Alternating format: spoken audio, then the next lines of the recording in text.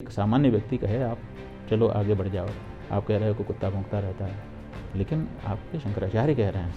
अच्छा, जब आप ये सब बातें कहते हैं कि शास्त्र विधि का पालन नहीं हो रहा है, आपने विधि विधान भी बताया, बाकायदा सारी चीज़ें बताई हैं।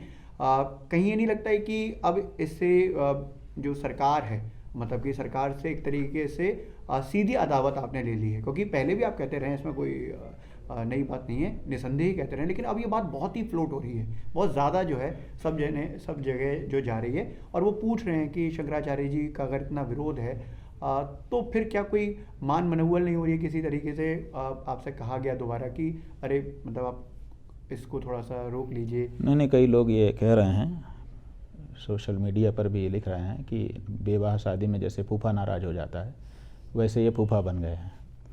हम उनको ये बता देना चाहते हैं कि ना तो ये ब्याह शादी हो रहा है और ना तो कोई फूफा नाराज़ हो रहा है। ये हमारी मजबूरी है। क्या मजबूरी है कि हमारे यहाँ कहा गया है यद्यदाचरति श्रेष्ठः तत्तदेवेतरो जनः सह यत् प्रमाणम कुरुते लोकस्तदनुवर्तते। जो बड़े लोग, महान लोग, महाजन लोग आचरण कर देते हैं, आम जनता उसी को उदाहरण बना लेती है और वैसा ही करने लग जाती है। तो ऐसी परिस्थिति में अगर अर्धनिर्मित मंदिर में प्रतिष्ठा की गई, बिना मुहूर्त में प्रतिष्ठा की गई, और भी दूसरी चीज़ें हैं, तो ये सब नज़ीर बन जाएगी, उदाहरण बन जाएगा, और बाद में लोग ऐसा ही करने लग जाएंगे, तो जो शास्त्र की मर्यादा है वो धूमिल हो जाएगी। दूसरे, हमारे यहाँ ये कहा गया है कि आधे बने मंदिर में अगर बिना शिखर के मंदिर में प्रतिष्ठा कर दी जाएगी तो अनिष्ट होगा, तो जो करने वाले हैं उनका भी अनिष्ट होगा, जो लोग जुड़े हैं उनका भी अनिष्ट होगा, वो अनिष्ट भी हमको बचाना है। तो हम तो एक जिम्मेदारी के पद पर बैठे होने के कारण जिम्मेदार व्यक्ति के रूप में शास्त्र मर्यादा की रक्षा की और लोगों के अनिष्ट को बचाने की जो हमारी जिम्मेदारी है, उसके संदर्भ में ये बात कह रहे हैं। हमारा किसी से कोई हमारी नाराज़गी नहीं है और किसी से हमारी कोई ऐसी विशेष प्रसन्नता भी नहीं है।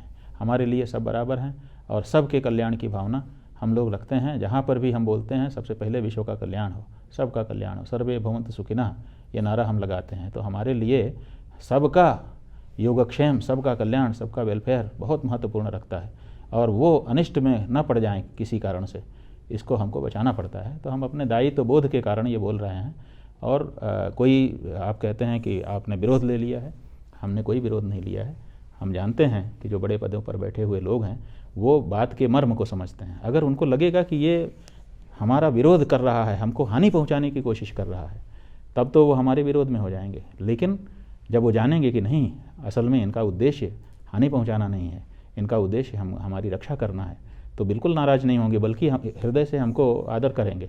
देखिए, डॉक्टर भी आपका चक्कू लेकर के पेट काटता है और एक गुंडा भी आपका चक्कू लेकर के पेट काटता है। गुंडे को फांसी दी जाती है और डॉक्टर को पुरस्कार दिया जाता है।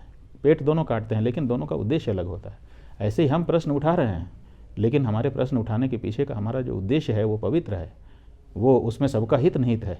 इसलिए कोई नाराज़ नहीं हो सकता, और कोई नासमझ नाराज़ हो जाए तो उसके लिए कोई उसकी नासमझी कारण है हमारा, हम उसके लिए कारण नहीं।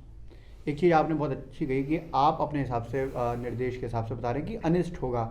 जो गोवर्धन पीठ के शंकराचार्य जी हैं वो भी इसी बात को कह रहे हैं कि अनिष्ट होगा, लेकिन आप आगाह तो कर रहे हैं, लेकिन कार्यक्रम तो वैसे ही बना हुआ है। तो क्या ये अनिष्ट होने की तरफ जाने वाली एक प्रक्रिया है? देखिए, बात यह है कि ये बात आपकी बिल्कुल सही है और बहुत ही गंभीर है कि शंकराचार्यों के द्वारा प्रश्न उठा दिए जाने पर इस पर एक मंथन होना चाहिए था, एक विचार होना चाहिए था कि भाई ये शंकराचार्य जी ने बात उठाई है, क्या मामला है। लेकिन कोई विचार हुआ नहीं, कम से कम सूचना तो नहीं मिली। गोपनीय रूप से कोई विचार कर रहा हो तो हमें जानकारी नहीं। हमारे प्रश्न उठाने के बाद जो काशी के ज्योतिषी जी हैं, उनका एक हस्तलिखित पत्र सोशल मीडिया में आया है। उसमें उन्होंने कहा है कि अर्धनिर्मित की बात नहीं है, जैसे व्यवहार में एक तल्ला मकान का बन जाता है तो लोग एक तल्ले में वास्तु प्रतिष्ठा करके रहने लगते हैं, बाद में दूसरा तल्ला बन जाता है। तो ये भी राम का चूंकि घर है, इसमें राम जी रहेंगे, इसलिए इसको भी घर मान करके हम ये व्यवहार की प्रक्रिया, तो व्यवहार की प्रक्रिया अलग है, शास्त्र की प्रक्रिया, शास्त्र का प्रमाण नहीं दे रहे हैं, व्यवहार दिखा रहे हैं, और वो भी आम लोगों का कि जिसकी समस्या है नहीं है दूसरी जगह किराया भाड़ा दे रहा है तो सोचता है एक फ्लोर बन गया है, प्रतिष्ठा करके चले जाएं। उसको उदाहरण बनाएंगे हम इतने बड़े कार्य में? तो उनका जो तर्क है बहुत ही लचर है। तो ऐसे में विद्वानों की सभा होनी चाहिए थी, विचार होना चाहिए था, शास्त्रों की पंक्तियों को जनता के सामने रखा जाना चाहिए था, लेकिन ये सब नहीं हो रहा है और कहा जा रहा है कि कार्यक्रम तो होगा। इसका मतलब है कि थोड़ा सा अहंकार ट्रस्ट के अंदर दिखाई दे रहा है कि हम कुछ की नहीं सुनेंगे, बोलते रहो। और किसी एक व्यक्ति ने तो कहा है कि भौंक रहे हैं, माने आप समझो, उसको पूरा उच्चारण करना अच्छा नहीं लगेगा हमको भी आपको भी। तो इस तरह का अहंकार अगर दिखाया जाएगा तो ठीक है, आप अहंकार दिखाओ, हमारा क्या बिगड़ेगा? हमने तो जो उचित कहना था अपने दायित्व का निर्वहन कर दिया, जनता के ध्यान में आ गया, जिम्मेदार ट्रस्ट के ध्यान में आ गया, सरकार के ध्यान में आ गया। तो अब ध्यान आने के बाद आप नहीं करते हो तो अब आपका पूरा जो कुछ फल होगा वो आपका होगा। हम तो बच गए। ये नियम है शास्त्र में कि जहाँ अन्याय हो रहा हो उसका विरोध करे। अगर विरोध करने की ताकत नहीं है तो आंख बंद कर ले, वहाँ से हट जाए, लेकिन विरोध करके हटे। वाक्य से तो कम से कम विरोध करे, कम से कम हट करके तो विरोध करे।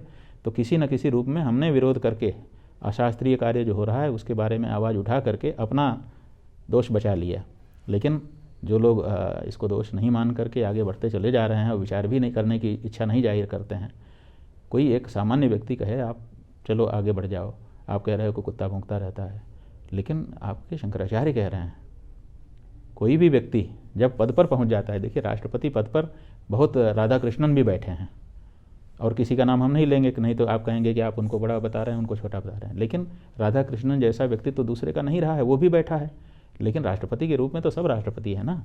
तो ऐसे ही आपका शंकराचार्य कोई प्रश्न उठा रहा है और आप सनातन धर्म का कार्य करने जा रहे हैं और आप उसके प्रश्न उठाने के बाद भी कोई बड़ी बैठक नहीं बुलाते हैं, कोई सार्वजनिक विमर्श नहीं होता है, आप कहते हैं कि तो होगा। तो ऐसी परिस्थिति में हम लोग क्या समझें? हम यही समझेंगे कि आपके मन में ये अहंकार है कि हम तो ताकतवर हैं, हम तो कर ले जाएंगे, तो कर ले जाओ, हमारा काम तो हमने कर दिया, हमको पीड़ा नहीं है, हमको कोई पछतावा नहीं है कि हमने मौके पर कहा नहीं, क्योंकि बाद में लोग कहते हैं कि आप लोग तो थे, आप क्यों नहीं बोले अगर गलत हो रहा था, तो हमने मौके पर कह दिया। आप प्रधानमंत्री जी को अहंकारी कह रहे हैं?